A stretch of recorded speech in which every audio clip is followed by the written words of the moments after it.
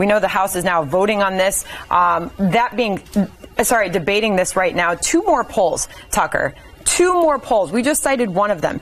Becoming more hawkish, the Americans are, on immigration.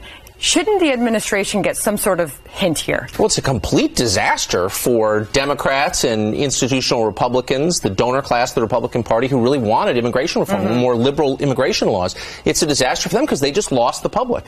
Because the Democratic Party and the Obama administration specifically is just affirmatively for illegal immigration. That's what we've learned in the past 2 months. They're just for it. Bring more people here. We'll take them in and increase our voter base, the power of the federal government. And that's a huge turnoff to ordinary people. I mean, this has destroyed any chance of immigration reform the next year, I think. But clearly sentiment is changing among Americans. Well, yeah, but the thing is, when we talk about, so the bill that they're dealing with today deals more with these children coming over. That's right. Right. And so, which is, to me, is not an immigration issue. It's an asylum issue. And there's another poll, PRRI poll, that shows that 70% of Americans actually support having these kids in the country and getting asylum. And I do think Americans see these as 2 different issues. And what the Republicans are trying to do is they're basically trying to take away due process. So when these kids come to the border, they want them to either be told to turn around, or they can ask to go before a judge. Right. And in the way the system is set up in this bill, the judge would almost definitely, there's such a compressed period of time that the child would not have time to get legal representation and represent themselves. So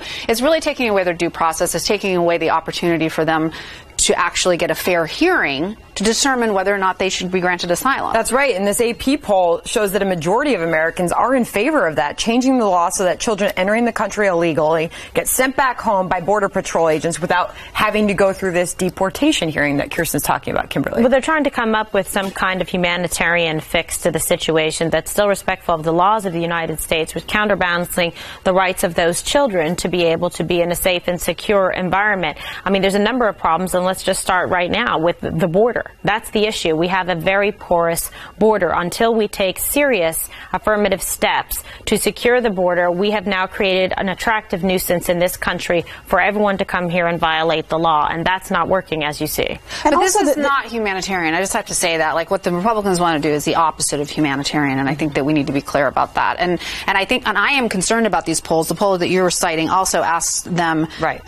It's 53% of Americans believe that Americans do not have a moral obligation to offer asylum to people who come to the U.S. to escape violence or political persecution in their home country. This is called hawkishness. That's not hawkishness. That's un-American. Well, so it's un-American. So you're saying that the United States has an obligation. Yes. Anyone who's suffering around the world has a right to come here and be supported by you and me. Break the law. Hey, have you ever been to the Statue of Liberty? I'm sorry, this is how we... Okay, I like the statute, but I love that you're putting it in clear language. So you're saying, in Congo, for example, where there's been a war for 20 years, I'm saying, yes, every Congolese has a moral right to come here, and you have a moral obligation to pay for it. We are a refuge to the people of the world who look to us as a shining city on the hill. Does that sound familiar? We would have... But all those people did it legally. Legal immigration. Why does everyone get to break the law? So radically different, and immigration and asylum are not the same thing. So I have a moral obligation to share my earnings and my country with people I've never met because they are suffering. Are you a Christian? I am absolutely a Christian. Have you read the Bible? Because this is not a theocracy. No. This is not. Country is not run according to Christian precepts. Me that you don't have any obligation as a Christian to care for the, but you're not saying that. No, you're not. No. What you're saying is the U.S. government has a responsibility. Now, you may have a Christian obligation. You're just talking about your taxes. You can give charity money. That's a massive difference. We are a nation of laws. We have laws on the books. But Kirsten, other people have followed these laws. So every person? I didn't say every person can apply for asylum. I didn't make this up. Our country is based on this. I'm aware. Ted Kennedy did. In 1965, I remember. You've never heard of America as a refuge of people who are persecuted? I've seen the bumper sticker, but what does that mean? Just made this up? The bottom line is, though, what does that mean precisely? I've been around. I've seen the suffering. We have 15. How many? Why did Ronald Reagan say that we're a shining city on the hill of the world? Because we're also a nation of laws. We're just an inspiration. Do not condone lawbreaking. Does any other country have this obligation, or just ours? Other countries, of course they can, but we're talking about our country. Are you saying that people who have been fleeing persecution in history have not come to the United States? They have a moral... No, of course they have.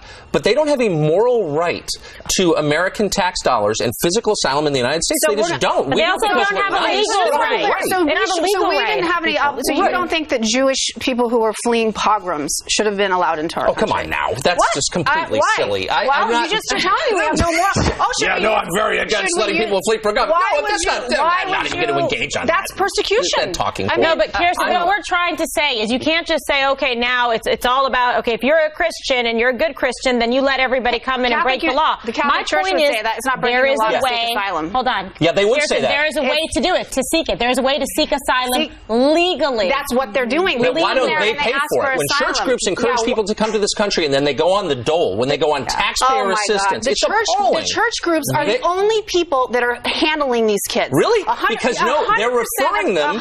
They're referring them to government services. I've seen it. 100%. Talk about shirking your Christian duty. Hold on. No, 100% of the people who are taking care of these kids that I have interviewed are with Christian organizations. And how many of those organizations sign them up for public service? No, they get.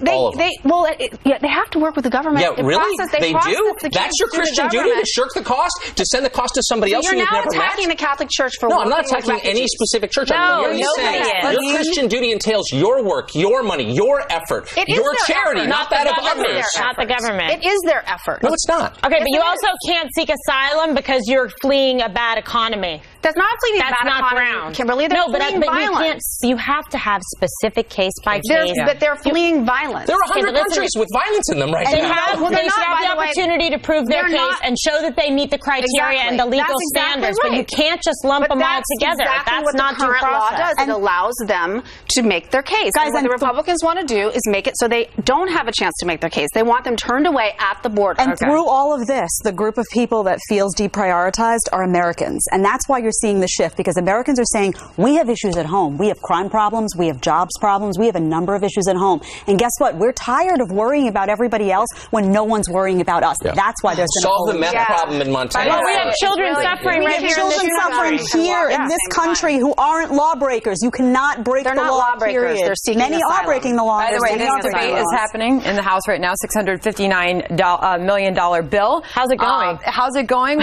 We've got right now an update that GOPers say they are getting there to have the votes to pass the supplemental spending bill for the border. So a bit of an update there. We're going to move on, but we appreciate the discussion. Spirited discussion. Is that what that was? Well, a mother is fighting felony charges